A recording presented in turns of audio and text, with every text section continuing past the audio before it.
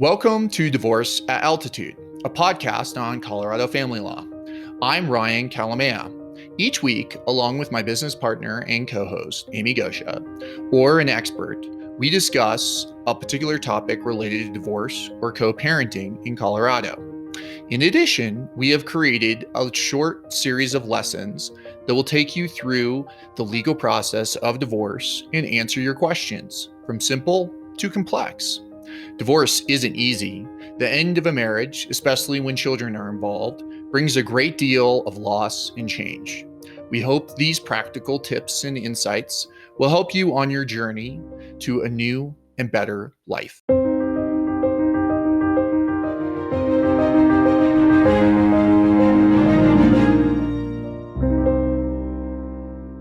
This episode is about parental relocations in a Colorado divorce. Most divorce lawyers and judges will readily admit that parental relocations pose the most difficult and emotionally fraught cases that they deal with in their professional lives. I frequently will tell clients that it's the nuclear bomb in any sort of divorce. The reason is that there are often winners and losers in a parental relocation.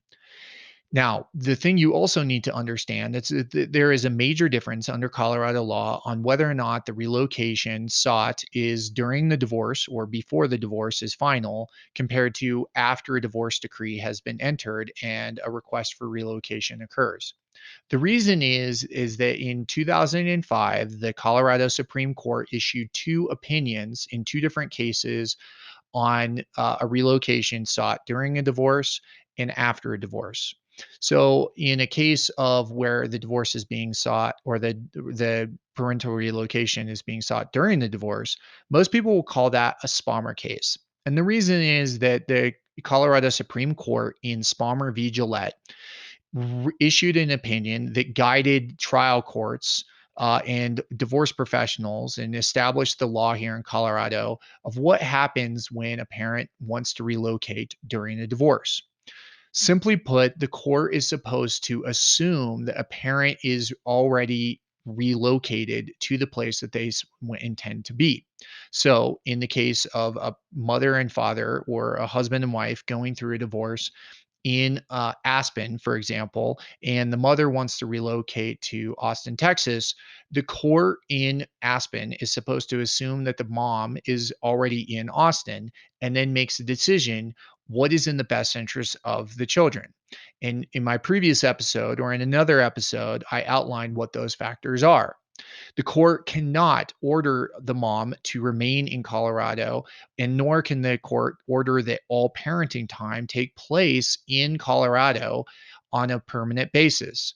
That was actually happening. A lot of courts were so disenchanted with Spalmer that they were having kind of workarounds, and that was overturned or was clarified in a case called Morgan v. Morgan, in which the appellate court said that you can't order all parenting time to take place in Colorado. So again, that's in the Spalmer context.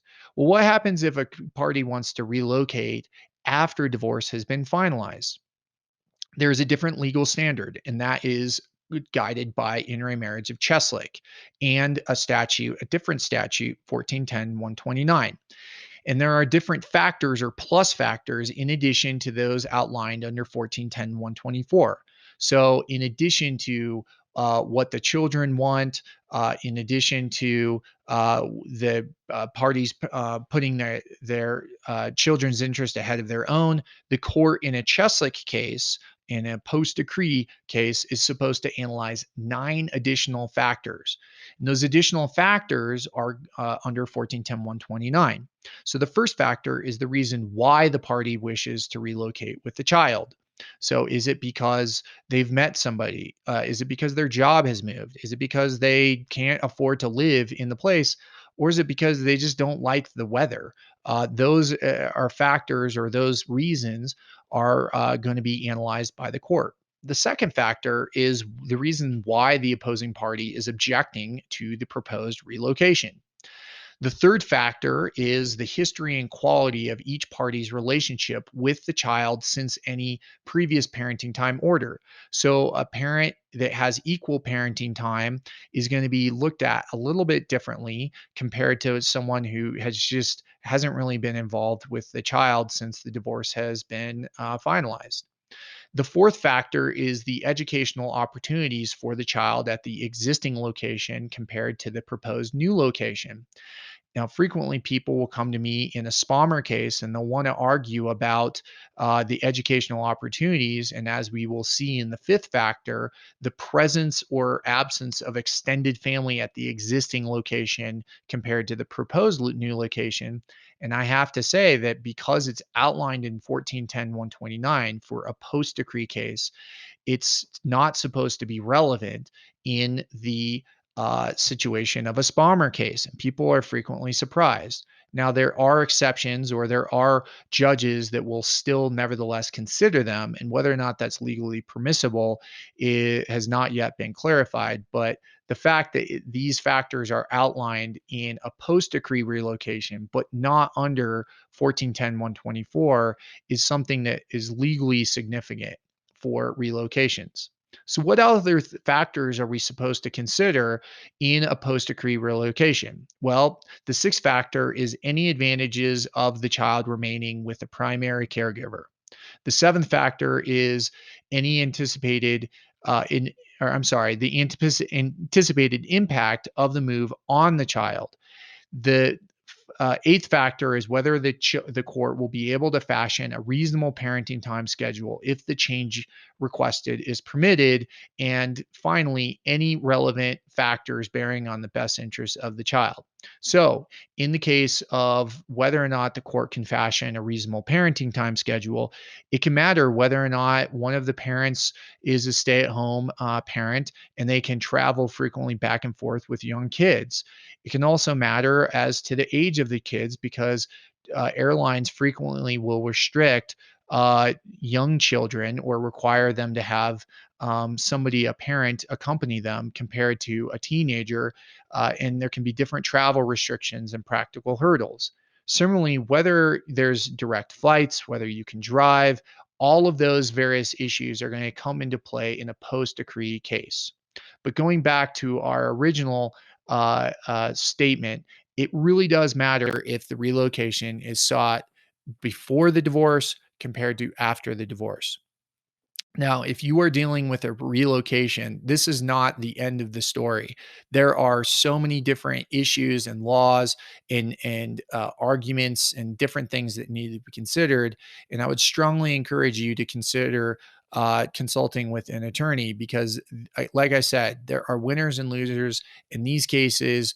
Frequently go to trial. So whether or not your case is best handled by a child and family investigator on your own or a parental responsibilities evaluator can really matter for you and your children's livelihoods when it comes to these kinds of cases.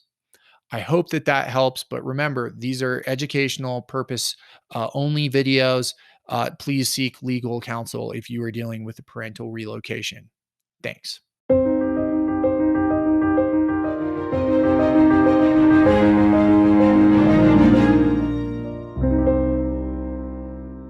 Thanks for listening or watching this short lesson on the Divorce at Altitude podcast. If you found this helpful, please leave a review or share with a friend.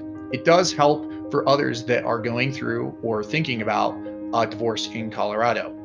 If you want to find out more information, please visit kalamaya.law or divorceataltitude.com, and that's KALAMAYA.law. Remember, this is educational information. It's not intended to be legal advice.